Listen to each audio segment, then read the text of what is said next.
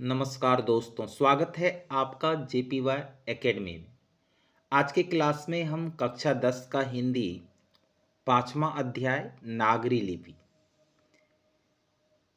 इसके महत्वपूर्ण ऑब्जेक्टिव को विस्तार से समझेंगे, जो एग्जाम की दृष्टिकोण से काफ़ी इम्पोर्टेंट है। तो चलिए बिना देरी के शुरू करते हैं। पहला प्रश्न है, किस शासक ने ऐसा सिक्का चलाया जिस पर नागरी लिपि में रामसीय शब्द अंकित है? तो बादशाह अकबर ने। Right answer option B. Chandragupta द्वितीय विक्रमादित्य का व्यक्तिगत नाम क्या था? तो चंद्रगुप्त द्वितीय विक्रमादित्य का व्यक्तिगत नाम देव था। ठीक है, ऑप्शन सी राइट आंसर। अगला प्रश्न है, काशी क्या है? तो काशी देवनगरी है। Right answer option B. अब 4 नंबर प्रश्न है, कर्नाटक प्रदेश का श्रवणबेलगोला स्थान किसका प्रसिद्ध तीर्थ स्थल है? तो कर्नाटक प्रदेश का जो श्रवणबेलगोला स्थान है वह जैन धर्मों का प्रसिद्ध तीर्थ स्थल है। ठीक है, तो राइट आंसर ऑप्शन डी। अब 5 नंबर प्रश्न है, धारा नगरी का कौन शासक अपने विद्यानुराग के लिए इतिहास में प्रसिद्ध है? तो परमार शासक भोज। Option C. मराठी, नेपाली और नेवारी भाषाओं की लिपि क्या है? मराठी, नेपाली और नेवारी इन भाषाओं की जो लिपि है वह नागरी लिपि है, अर्थात देवनागरी। तो राइट आंसर ऑप्शन डी। अगला प्रश्न है, गुणाकार मूले ने मिडिल स्तर की पढ़ाई किस भाषा में की? तो मिडिल स्तर तक की जो पढ़ाई गुणाकार मूले ने की वह मराठी भाषा में की। 8 नंबर प्रश्न है, मूले ने अंग्रेजी व हिंदी की पढ़ाई कहाँ पर की? तो वर्धा में। ठीक है, अंग्रेजी और हिंदी की जो पढ़ाई उन्होंने वर्धा में ही शुरू की। तो राइट आंसर ऑप्शन सी। अगला प्रश्न है, नेपाली भाषा किस लिपि में लिखी जाती है? नेपाली भाषा किस लिपि में लिखी जाती है? तो देवनागरी लिपि में। तो राइट आंसर ऑप्शन डी। अब ये जो दिया हुआ है अक्षर, कहता है इस अक्षर का संबंध वर्तमान में किस भाषा से है? तो इस अक्षर का संबंध वर्तमान में मराठी भाषा से है। ठीक है, बांग्ला लिपि प्राचीन नागरी लिपि की है।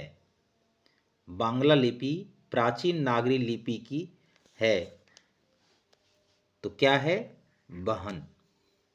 ठीक है, केरल के शासकों के द्वारा सिक्कों पर वीर केरलस शब्द किस लिपि में लिखी गई है? तो वह लिखी गई है नागर लिपि में। 13 नंबर प्रश्न है, पहले पहल किन राजाओं के लेखों के लिपि को ही नंदी नागरी नाम दिया गया था? किन राजाओं के लेख जो थे उनके लिपि को नंदी नागरी नाम दिया गया था? तो विजयनगर के राजाओं का जो लिपि था वह लिपि नंदी नागरी के नाम से जाना गया। तो राइट आंसर ऑप्शन बी। अगला प्रश्न है, टकसाल का संबंध है? तो टकसाल का संबंध है सिक्कों से। तो राइट आंसर ऑप्शन ए। अगला प्रश्न है, श्रवणबेलगोला स्थान का संबंध है? तो जैन धर्म से। ठीक है, राइट आंसर ऑप्शन ए। नागरी लिपि शीर्षक निबंध के निबंधकार हैं? नागरी लिपि शीर्षक के निबंधकार कौन है? तो गुणाकार मूले।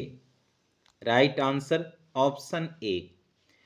अगला प्रश्न है, नागरी लिपि शीर्षक पाठ किस पुस्तक से लिया गया है?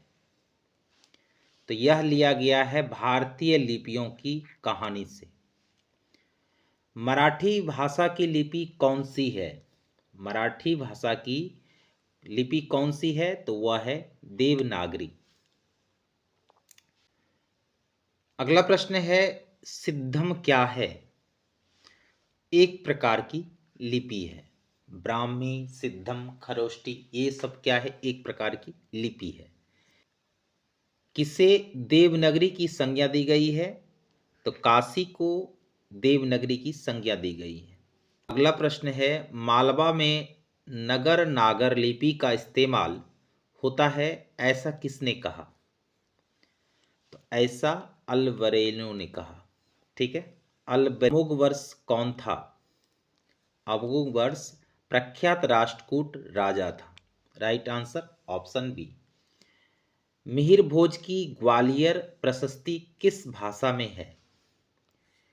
तो वह है संस्कृत भाषा में। ठीक है, तो right answer option C. 24 number प्रश्न है, बेतवा कहाँ है? तो यह है इंदौर के पास। तो राइट आंसर ऑप्शन ए।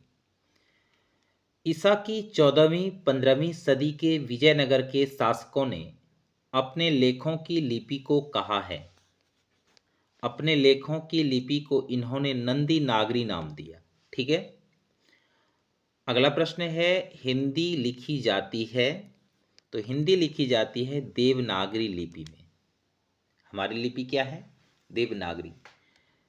27 नंबर प्रश्न है, विजयनगर के राजाओं के लेखों की लिपि को क्या नाम दिया गया? ब्राह्मी, सिद्धम, नंदी नागरी या नागरी लिपि? तो दिया गया नंदी नागरी लिपि। ठीक है, राइट आंसर ऑप्शन सी।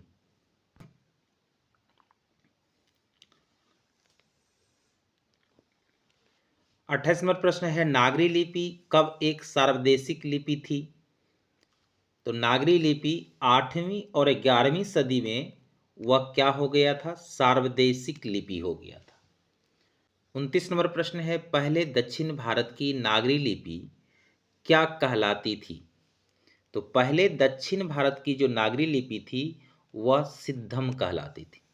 Option D. गुणाकार मूले का जन्म कब हुआ? तो गुणाकार मूले का जन्म 1935 ईस्वी में। Option A. अगला प्रश्न है, गुणाकार मूले का जन्म कहाँ हुआ था? तो गुणाकार मूले का जन्म महाराष्ट्र में हुआ था। परमार शासक भोज कहाँ के रहने वाले थे? तो वो रहने वाले थे धारा नगरी के। ठीक है।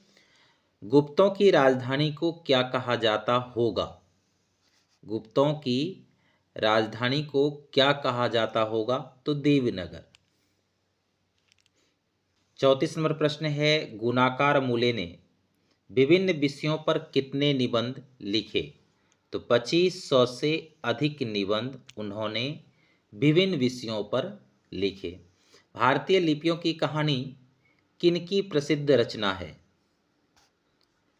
गुणाकार मूले के। राइट आंसर ऑप्शन ए।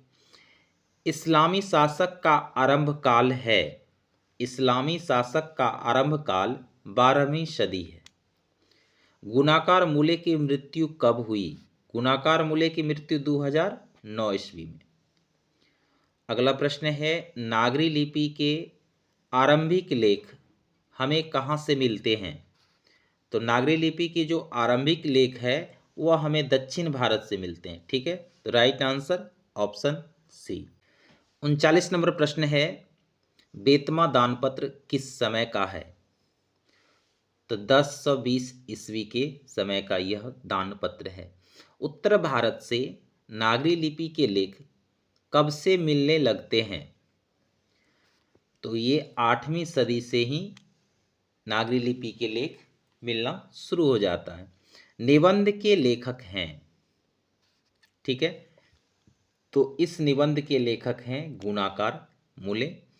तमिल, मलयालम, तेलुगु, कन्नड़, ये सभी जो भाषा है वह किस जगह की भाषा है? तो ये है दक्षिण भारत की। ठीक है, तो राइट आंसर ऑप्शन डी।